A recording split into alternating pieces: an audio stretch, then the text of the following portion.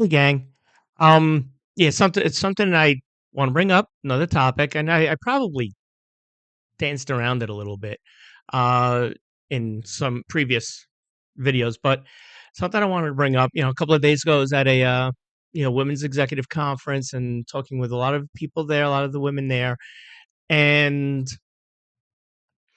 obviously, about business, and we're talking about employees. The subject came around to employees, LGBT, transgender employees. And a lot, and some of the women there were HR professionals. And so we were talking, and, so like some best practices, HR best practices surrounding transgender employees. And, the point that, or one of the points that we were talking about was, you know, employees, from a workplace perspective, employers want their employees to be engaged, which means that, how does an employee become engaged in their work? Well, they need to feel valued in the place that they work at. They need to be, they need to feel satisfied with the work that they're doing. And they need to be safe, which is a key factor here. And that all of that produces engaged employee. And obviously, from a business perspective, if an employee is engaged, positively engaged, and it's a positive work experience, and there's increased productivity, less absenteeism, this whole thing. So when we started talking about the safety aspect, and especially from a transgender point of view, that a lot of employers, they kind of think, well, you know what? When you come to work, when my employees come to work, they leave their personal lives out the door. So when they walk through the door, when they punch in, that's when, their work, not their personal life. But we can't do that as human beings. If something impacts us on our way to work, or we having a family issue, or anything like that, it we can't just flick a switch and turn it off. So that whole safety aspect brings me to, how can we be safe? Being transgender, how can we be safe, especially in this time? The way that society is and everything. And it's like, when my life was threatened, putting groceries in my car, somebody from the Red Hat Brigade comes over to me and surprises me, um, and starts, derogatory and comments, and, threatening, and the whole bit. And I mean, and they just ran away, because that's what bullies do. Blah, blah, blah, blah, blah, blah, blah. And then when you go boo, they run away, so, but still, it kind of makes an impact, and a thought came to me is, and that circles around the whole thing with, um you know men in dresses going into women's restrooms, the whole restroom thing. And they're afraid that, we're gonna rape and, sexually assault, all of, their children, and all of that stuff. Well, I to put that to bed, according to the CDC government website. I know we don't trust the government a whole hell of a lot, but, according to the CDC, 1 out of every 3 women at some point in their life are involved in sexual or physical violence or stalking. And usually starts around teenage years, date rape, things like that.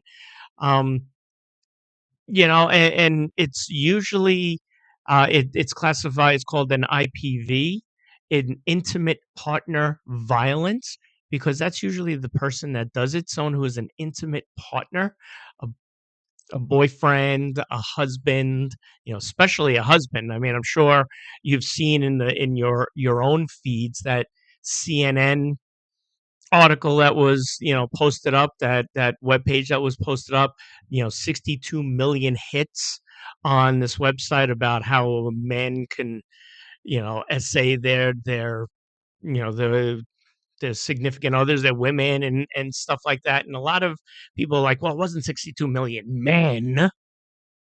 Yeah, but still 62 million views about something like that, how they can, you know, create, how they can cause and be violent towards women and and hide it and get away with it. 62 million views, anyway.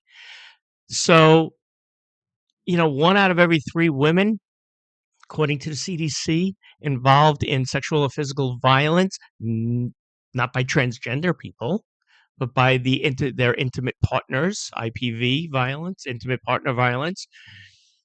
And now flip the script a little bit. How many transgender people? So the Williams Institute, a study by the Williams Institute at the UCLA School of Law, says that transgender women are 4 times more likely to be a victim of a violent crime, sexual and violent crime. And most of that is committed by friends, family, or acquaintances. So who's more danger even just walking down the street? Cisgender women or trans women? Trans women are significant, especially in this climate. Yeah, it's just and another thing, JAMA posted an article, a study, the Journal of the American Medical Association, actually just January of this year. It was actually an article that combined 94 studies that were published in 135 articles, which encompassed just over 65,000 participants. And all of these studies showed that 64% of trans women experienced violence. 64% of trans women experienced violence. That's from JAMA. So it brings me to a point of a learning discussion now. Now's a little teaching moment for you. And this goes not just for transgender women, but also for cisgender women. How do you know if something's going on? You know, uh, Perpetrators. How do you know what's happening? What does a perpetrator look at? What does a perpetrator look for when they're looking at you? So, if somebody's going to come after you, they're looking for some specific signs primarily of vulnerability. Signs of vulnerability, low self-esteem, submissive body language. He's just somebody who's just sitting in a corner, slumped over, downward gaze. The worst is someone who's just distracted. What distracts us? Hello. Okay. How many times have you been just walking down the sidewalk and seen people with this stupid thing in their hand, looking down, not knowing, not seeing anybody in front of them, and practically bumping into you?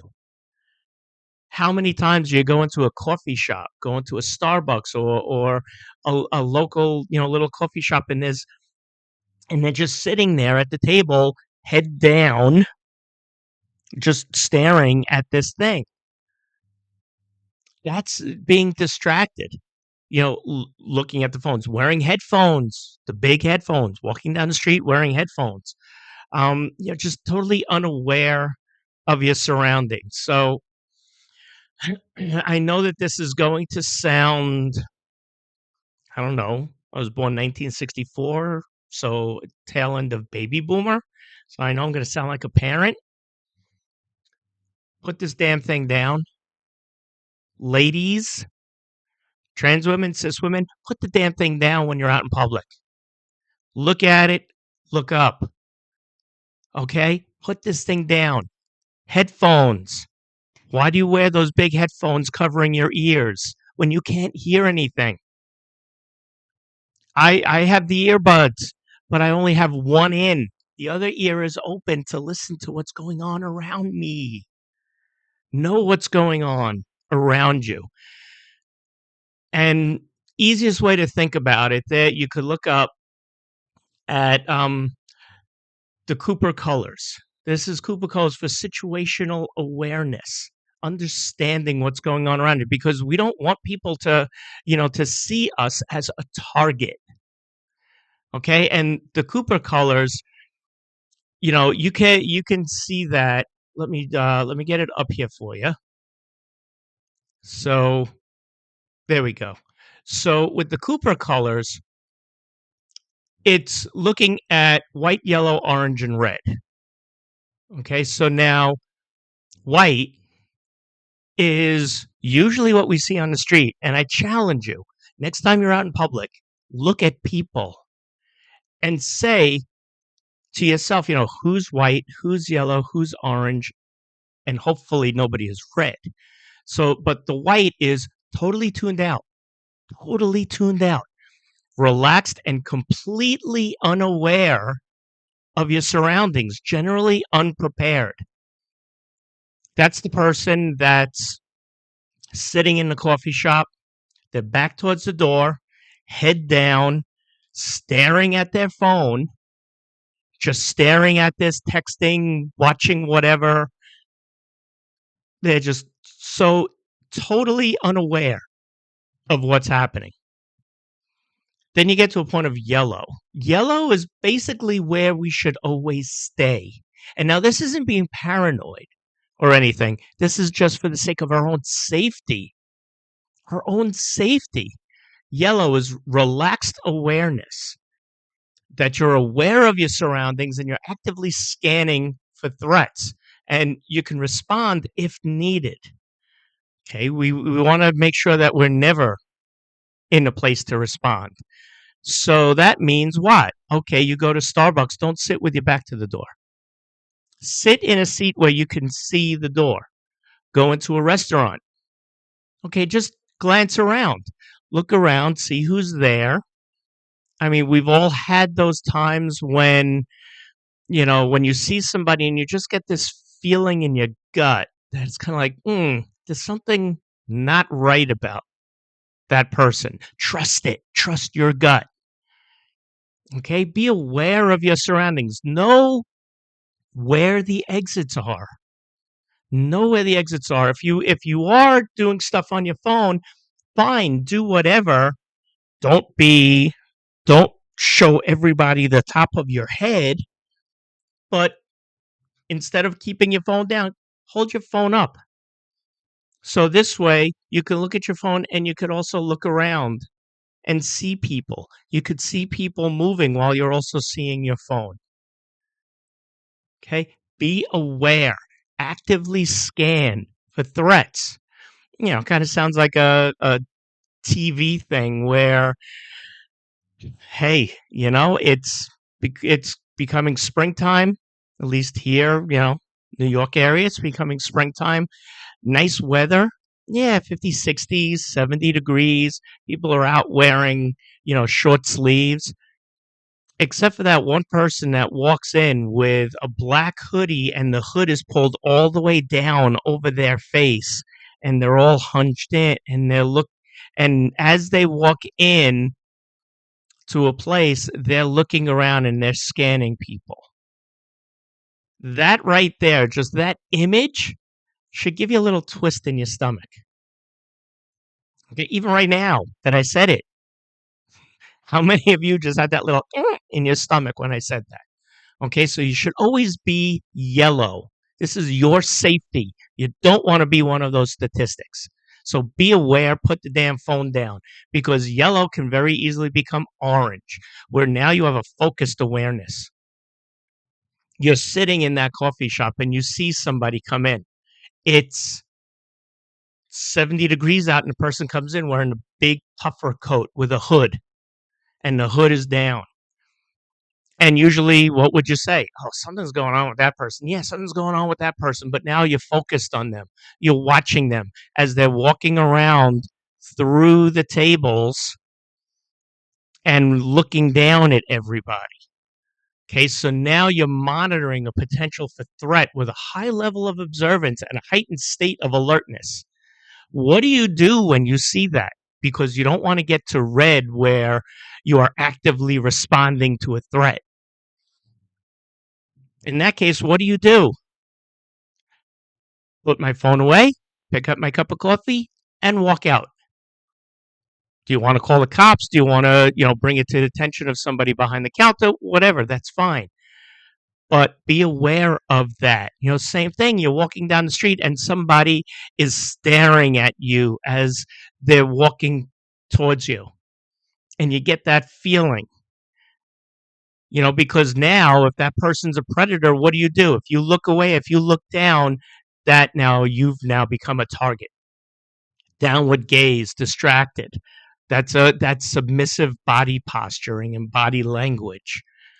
Duck into a store. He's not going to do anything following you into a store, at least be around other people. Or cross the street, walk on the other side of the street. Be observant. Be aware. These are called the Cooper. This is the Cooper color code. It was put together by retired General Jeff Cooper. And I mean, this is something that he actually put together for the military, because it's just situational awareness. Be aware of where you are. Be aware of the people around you. If you're in a location, be aware of, how can I get out of here? Because again, ladies, cisgender women, do you want to be that one out of every 3 women that are involved in physical violence? Trans women, you're 4 times more likely to be involved in that, just because of the fact that we're transgender, just because of the fact that somebody thinks something. We're not going to be able to change people, and things are not going to turn on a dime. We know this.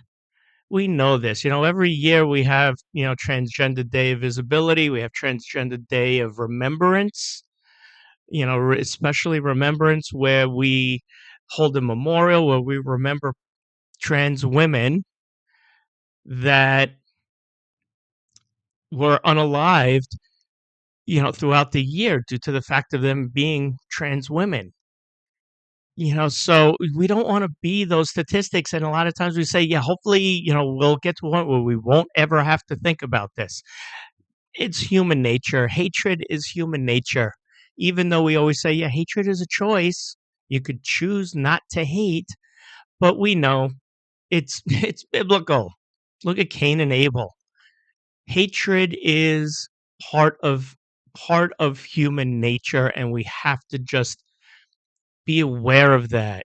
And yeah, we just have to, know where we are and take care of ourselves, take care of our personal well-being. Don't become a statistic. No situational awareness. Do this, practice it. When you go into a store, when you go food shopping, when you're walking in the street, when, whatever, look around at people and go, that person's white. They're totally at the white level, they are totally unaware.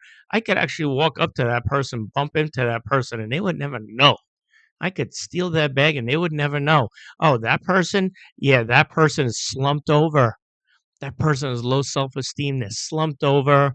Their downward gaze, their posture looks like they would just be, very easy to steamroll over. That one is just sitting there staring at their phone. What's going on? That one practically walked out into the street, into traffic, while looking at their phone. We've seen that happen too. And then what happens? They blame the car that almost hit them. Be aware. Have situational awareness. Know what's going on. Remember the Cooper colors. Okay? That always be in the yellow, where you're just aware of what's going on. If you do escalate to the orange, where you are now monitoring a threat, leave, because you don't want to engage that threat and go into the red. That's what we don't want. Okay? So know where you are in the Koopa colors and just be safe. Be safe. Because again, We want to live our lives gloriously because up until the very end, the future is what we make it. So don't be a statistic. Have a very long, happy, and a safe future. Okay. See you later.